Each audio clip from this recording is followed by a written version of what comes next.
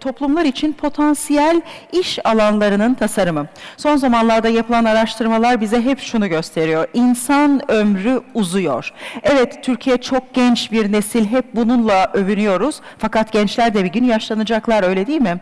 Ve yaşlanan neslin toplumdan elini eteğini çekmemesi için, kapalı kapılar ardında ölümü beklememesi için bir takım tasarımlar yaratmak gerekiyor. İşte şimdi biraz bu konudan bahsedeceğiz. Sıradaki konferansımızda bu konuya eğileceğiz. Eskiden yaş 35 yolun yarısıydı. İdi, şimdi Yaş hiç bitmemiş. Yok, yaş 70 yolun yarısı. Yaş 70 yolun yarısı. Aman ne kadar güzel söylediniz. Cahit Sıtkı Tarancı demiş ya şiirinde, yaş 35 yolun yarısı eder. Artık mümkün değil. Eğer yaş 35'te yolun yarısı ediyorsa 70'te hadi eyvallah biz gidiyoruz. Olur mu öyle şey? Zaten yine yapılan araştırmalar diyor ki eskinin 20'leri bugünün 30'ları. Eskinin 30'ları bugünün 40'ları. Onun için ne yaş 35'te iş bitiyor, ne yaş 70'te iş bitiyor. Ama her şeyi bir kenara koyalım. Yine de yaşlılarımız için 80 yaşında olsun, 90 yaşında olsun bir takım tasarımlar yaratalım, öyle değil mi? Onları iş hayatına, sosyal hayata entegre edelim bir şekilde. Tüm dünyada büyüyen bir segment olan yaşlılara yönelik çalışmalarıyla dikkat çeken birçok uluslararası tasarım yarışmasının jürisinde de yer almış olan kurucusu ve genel müdürü Ron Nabarro, Toplumlar için Potansiyel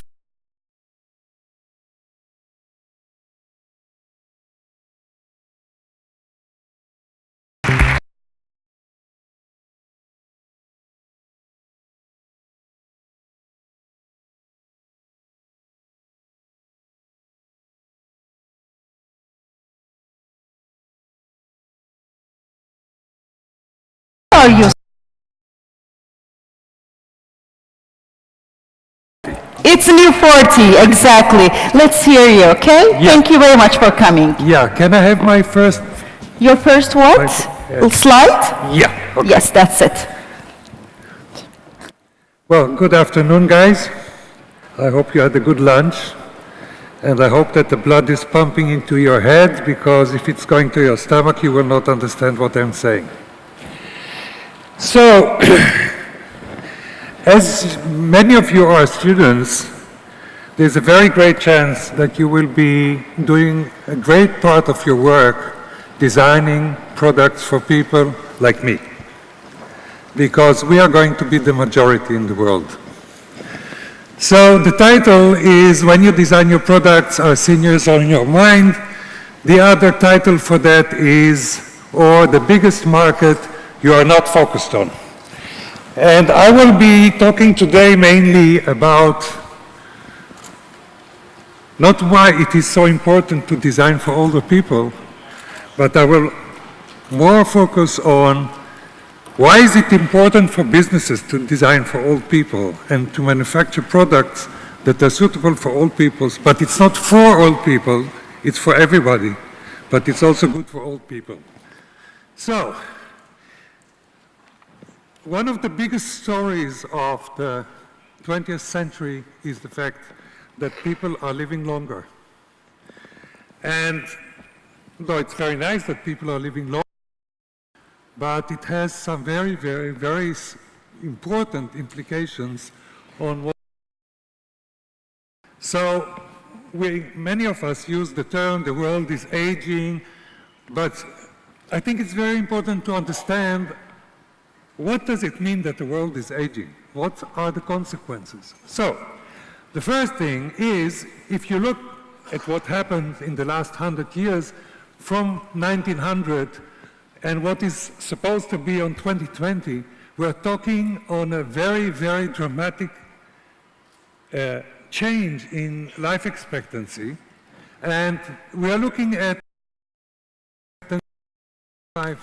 in 2020, but when we are saying 85, it's the average of the world. But when you're talking about people like me, who live in a modern country with proper medical services, probably live until 100. I hope maybe even a little bit more.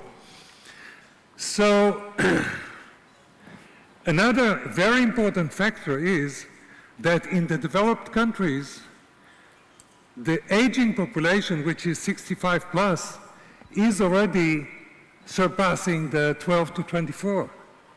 That means there are more old people than young people. And in fact, there was a journalist who wrote a big article about what will happen in the world on the year 2000. It was the unless there will be something very unexpected, there will be more people in the world than young people. So, if you want to see how it looks like, this is the way it looks like. You can see the green line and the white dotted line is the Western world, and the red line and the dotted blue line is the developing countries, and you see it's all going into a future of many old people. And here again, in a different form, you can see what's going on in the US, in Europe, in China, and I guess that in Turkey, the picture is very similar. So, I am talking a lot in many conferences about longevity economy. And it's very important to understand what it means and why is it very important for designers to learn about it and to master it. So if we look at numbers, at the moment in the world are 1.2 billion people over the age of 65. By the way, 200 million of them are living in China, but that's another problem. And it's 22% of the world population. If you go today to a business and say, can you ignore almost a quarter of the market? They obviously would say no. But when it comes to aging population, many of the manufacturers, the R&D firms, startups, tend to forget and tend to think, well, maybe, I can get a bad image producing products for older people. It's not cool. It's downhill, all kinds of things. And if we want to look at money, in the US only, baby boomers, who are the people who were born after the Second World War, they generate almost 51% of the spending and have a total annual economic activity of 7.6. And you can see the number, 12 zeros. That's a lot of money. Much more than the expenditure of younger generation. So, these are the baby boomers. They are probably maybe your grandparents, possible, if they were born after 1946. They are people who have a much better health and much better life than the generation before them. And the difference between my generation, I'm a baby boomer, and my parents' generation is that when they got to the age of 65, they thought, okay, this is the end of life. Now I have to wear clothes of old people. I have to behave like an old person. And this is the end of my life. And me, well, you can see me here, although I'm walking with a stick, but this is for security mainly.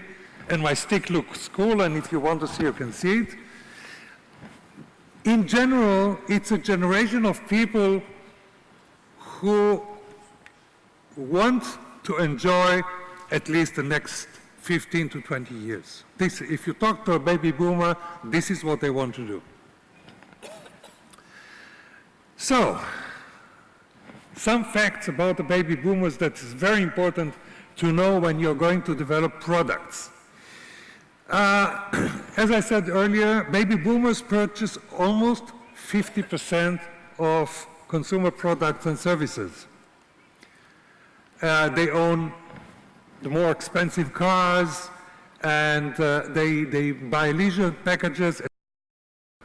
I'm sorry that I'm looking here. Originally, I was planning to have my computer in front of me, but I'll try to look here. So, Yeah, the last sentence that was there, which is also very important. 48% of the family budget of baby boomers is spent on what is called non-essentials. That means not food, not washing powder, but Apple Watch, trip to here, a trip to there. They spend it not because they have to do it, they spend because they choose to do it. And this is very important. And they invest in their lifestyle because they want to look good, they want to feel good, they want to dress more or less modern, and they don't want to be outcasted. They want to be part of what's going on. And I'm willing to say that companies who would ignore the fact that the baby boomer generation is there and spending money, it might be a make or break for them to develop and create new business.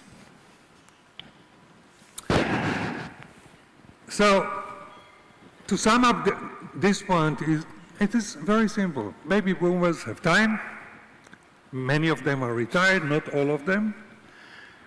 Not all of them have money, but a great deal of them have money. And probably they are the last generation who will benefit from Social Security, because when my generation will pass away, there will be no more money at the Social Security. Another thing which is very important to know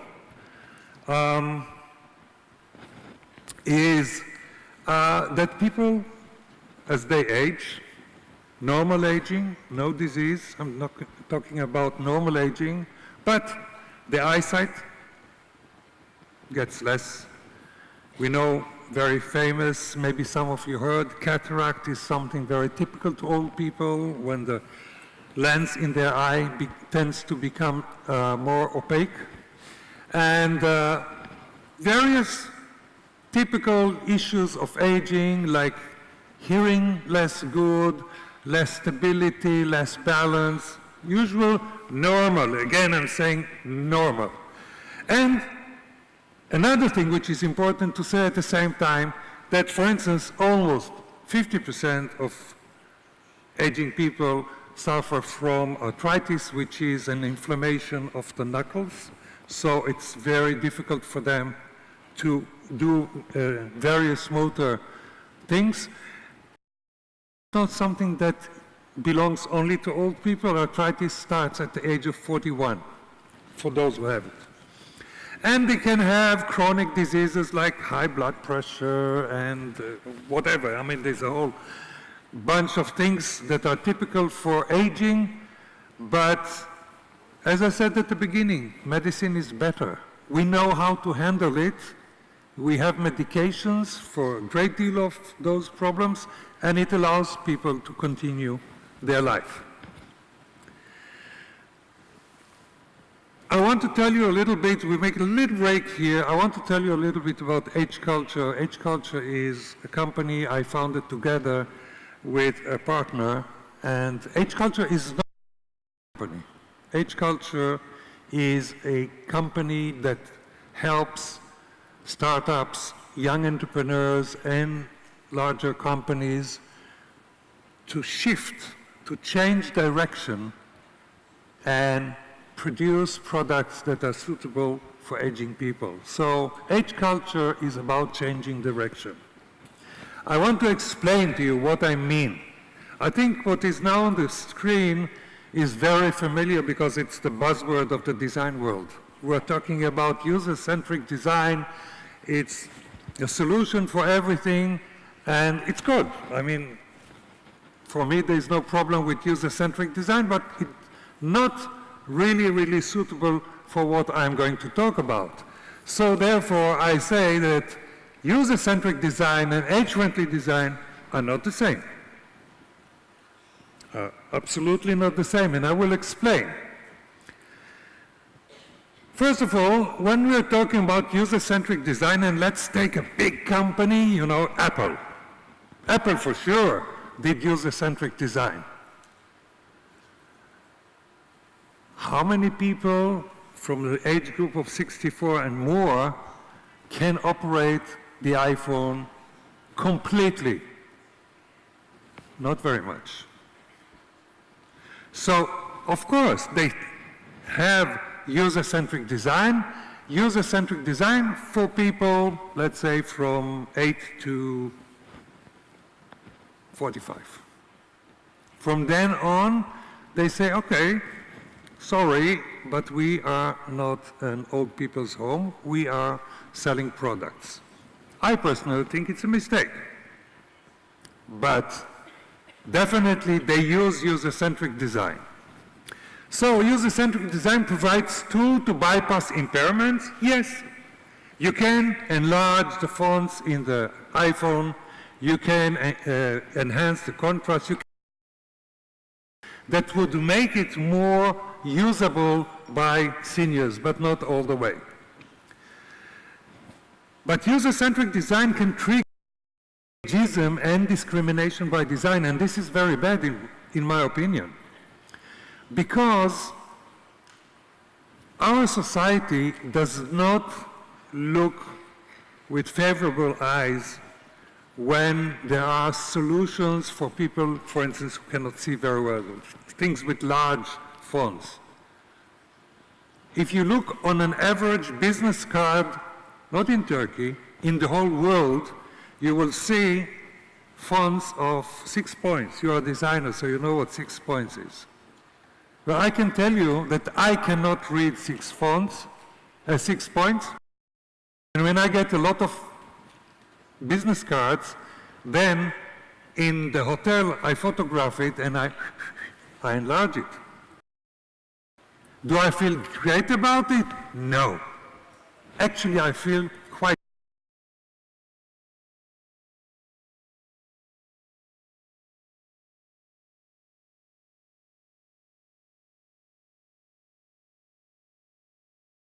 In fact, what have we done specially for you, old guy? And of course, this is discrimination. It stigmatizes and prevents self-efficacy. Self-efficacy, if you don't know what it is the ability, when you start a task and you know that you will be able to finish it. Many seniors start tasks and they don't know if they can finish it. And if they don't know if they can finish it, they will usually give up because maybe I don't want to have this feeling of a stupid person or an old person that cannot really do the job. So maybe if I won't do it, I don't have to confront myself with the fact that maybe technology is not for me anymore, or maybe I don't belong anymore to the younger generation. And, of course, it prevents independence and self-esteem. So for me, user-centric design is good up to a limit, because when we're talking about aging, we don't have a really good solution. When we're looking at age-friendly design, first of all, it looks more on the complexity, because if you, for instance, break a leg, you have a broken leg, that's it. If I break a leg, I have a broken leg, I have high blood pressure, and so many other things. So older people are always more complex. And many times also the medications they take could influence the way they think, the way they perceive things, their balance, etc., etc. So when you start designing for older people, you have to start thinking about all these levels in a very systemic approach. All the things I said earlier about user-centric design, age-friendly design is supposed to allow barrier-free design. I'll give an example. You saw me climbing up on the stairs. I needed to ask for help because there is no handrail. So immediately, if there is no handrail, either I can say, no, I don't go up here, or I ask for help. If I ask for help, I don't feel that great. Well, me personally, I'm okay, I live with it already. But other people could say, shit, why do I have to do it? Why can't they put a rail? Am I the only person who is 70 years old that has to climb up the stage?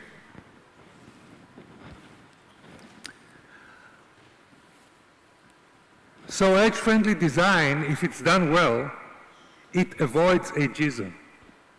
And ageism today is looked at the same as sexism and racism and so on and so on.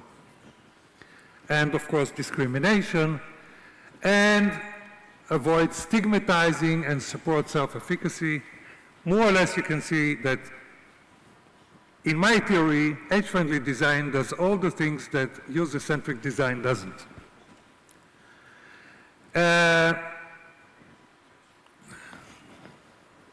Okay, so to show it a little bit graphically, user-centric design is more or less one level. Again, I'm saying it very carefully because I think that some user-centric design is very deep, but basically it doesn't drill down as deep as needed for age-friendly design. And age-friendly design has to do with very, very many layers, and these are the 4 first layers. And you can imagine that, for instance, if I look at cognitive vision has to do with cognition.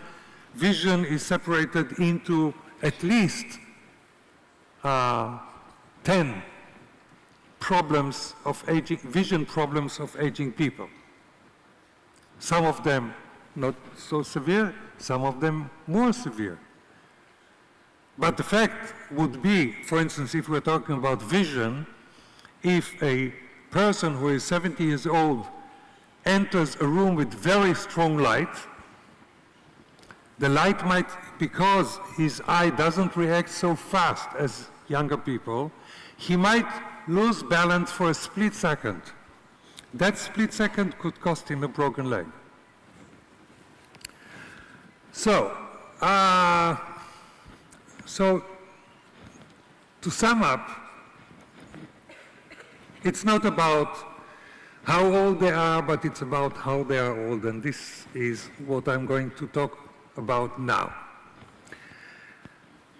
Many times people ask me, what is old age? And there is this deviation according to age groups, but it's not relevant anymore. It's not relevant because time has changed, and we are looking now at a different way. Can I get also here on more than just a watch? It would be easier. It's a division by competence, and division by competence talks about chronological age, which is I am now 71, and it talks about health age. So sometimes I'm ill, sometimes not, but if a person who is 45 years old suffers from an erupted disc in a lower back, his health age is 80. And then we have the mental age. Yeah, the ability to think, the ability to remember. And this one I like the best. This is lifestyle age. Because with the baby boomers came lifestyle. And those students who study fashion design, who will not think about baby boomers and their fashion requirements, might lose a big market.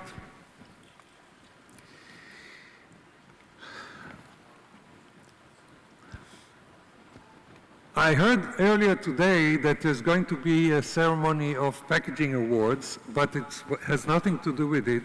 The reason I'm talking about old people and packaging, because I found this to be the best way to deliver a message, and I'm sure that each one of the people who is sitting here in the audience has had occasionally a problem with opening a package. And I can tell you there's an English term which is called rap rage. It's when you're getting very angry because you cannot open the package.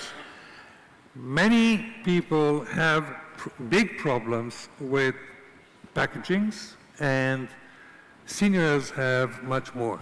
So, this is my mother. I promised her that she will always be with me in any presentation I make. But look how she's opening this box of oranges. This is not a typical kitchen utensil. And I said to her one day, you know, you must feel very proud that you were so creative to find a solution and you don't have to ask me to open for you the bottles. And she said, no, I'm feeling like shit. Because each time I'm using it, it reminds me that I'm old, that I lost my independence. So the user-centric design solution is this. It's a solution, it works, but it also insults, and it also stigmatizes, and it also makes people feel they cannot do it by themselves. All the things are fantastic. This is an outstanding product. When we are looking at the age-friendly solution, we are looking at this. This is a lid for a jar that is very easy to turn, because all that it does, with a little bit of a turn, which is very easy, it opens up a small hole to allow air to get in. Because what's holding usually the lid is the vacuum. And, you know, we try to do various, you know, like this, and then we take the biggest knife and we make a hole. Very simple. Nobody knows that it is designed actually for people who have difficulties, including women at the age of 40, because my wife always would say, please open it for me. Here you have another solution for medication box that writes very, very clearly what is it, when to take it, what to do with it, and it has even this yellow ring, which means probably take it in the morning or take it in the evening or whatever. So these are solutions that are good for me, but they're also good for you. They're fantastic for you. Actually, if you're doing good age-friendly design, it would be absolutely fantastic for younger people.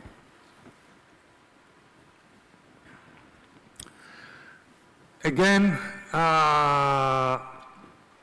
just things regarding packagings that are important to know. Almost 50% of the senior population suffers from arthritis.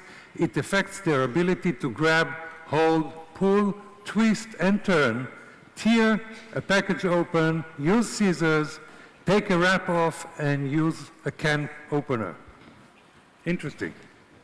And almost 81% of senior population suffers from eyesight impairments. That's a wonderful combination to have a big struggle with the package. And what I'm saying here is actually, it's not how old they feel, it's how old we make them feel.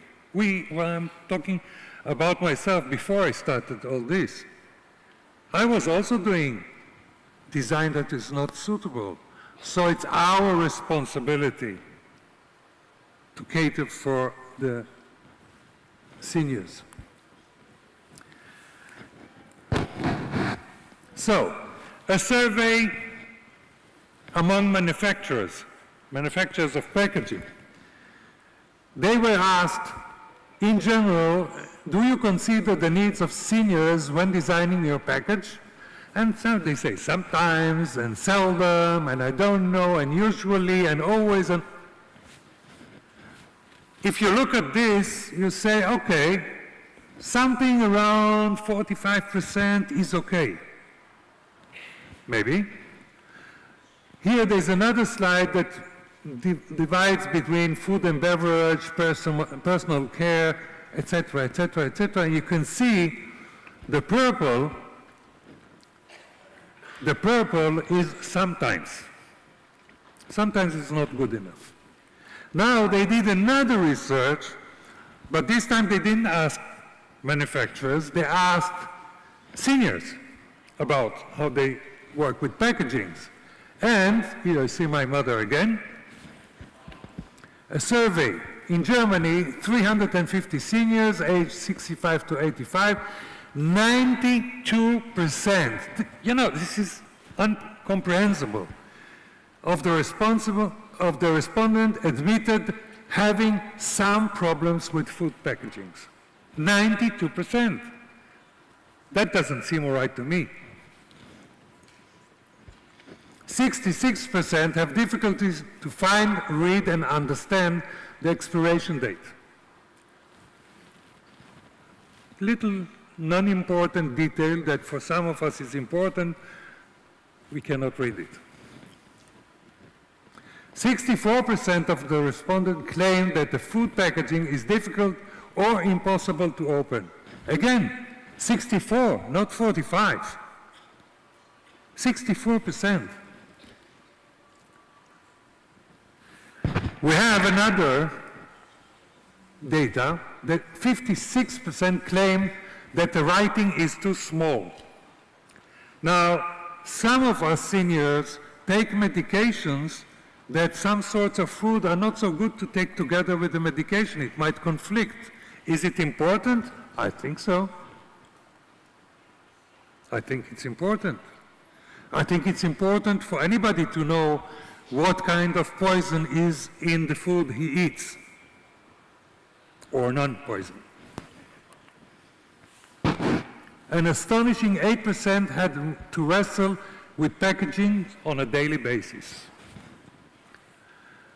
Foil-sealed products found to be most problematic for all generations, 73.3. And when I tell this data to younger people, they say, oh yeah, I have also this problem when I want to open a wrap of cheese or something, you know, those foil things that you cannot really deal with.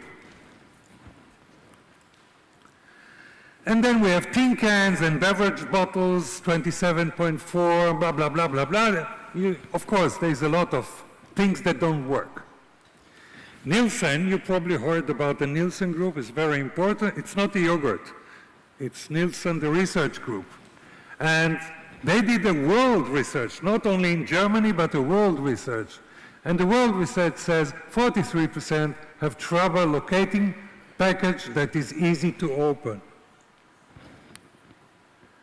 And we go on and on. I don't want to make you tired, and I don't have enough time according to the clock.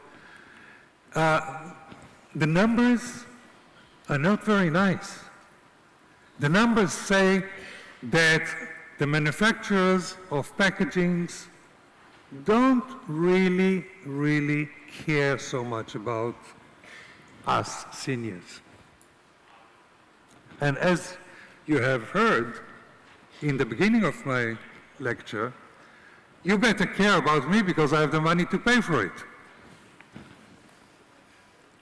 So I will advance faster so we can get to the important points. Since part of you are students and part of you are practicing designers, I've prepared a couple of ground rules that will help you do better. And the first one, rule number one is, the senior market is the most significant market segment that will redefine the future of products and services. Remember what I have said here today, because you will live in it. Rule number 2. It is what you don't know and need to know that really matters. So don't look just on your grandparents as a reference or as a part of a research, because in most cases, what young people understand about aging people is only, as they say, the tip of the iceberg. There is a lot. So it's what you don't know that really matters, and if you have to design an age-friendly product, you have to go to research, you have to go to databases, you have to collect, you have to do usability tests, you have to do a lot of work before you make one line. Ignoring the baby boomers population equals unrealized business opportunities. I think that by now you understand that. And the do-nothing strategy is no longer an option. The do-something strategy is bad. Age-friendly design must be driven by a full paradigm shift. And you cannot be a little bit age-friendly designer. It's either you're 100% in it or not. Same goes for producers, of course. Rule number 5, older people do not want to be reminded of their aging state when buying or using new products and services. Ask your parents. And rule number 6, which is for me very important. First, think in verbs. Verbs is to open, to lift, to do anything. Because for seniors, the function becomes first. They don't care if the product looks cool and it doesn't deliver. If it doesn't do what it's supposed to do for them in an easy way, you can make it as cool as you want, it won't do. Products, and then in verbs. Verbs is about coolness. Verbs is about choosing materials. Verbs is about many things that we consider important for us. Also coolness. Also coolness. Again, those of you who have seen my walking stick, it fits the color of my Apple Watch band. And I have them in 5 colors. Because seniors want to be cool, but first it has to work. So, I hope that we are all going into a world where all the seniors will jump from joy into the cold water because they don't have any other problem. Thank you very much for listening, and I hope that I have pushed you a little bit.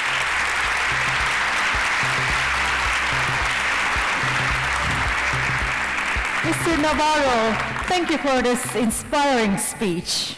Thank you. Now we know everything about Aging? No. aging. No. You don't know anything yet, you say. Not yet. Not yet, but we will be soon. Sure. But you helped us a lot. At least if you are more conscious to it now, I've done my job today. Believe it, we are. Okay. Thank you. You are? Thank you very much, Mr. Nabarro. It's an honor to have you here. Thank you, sir.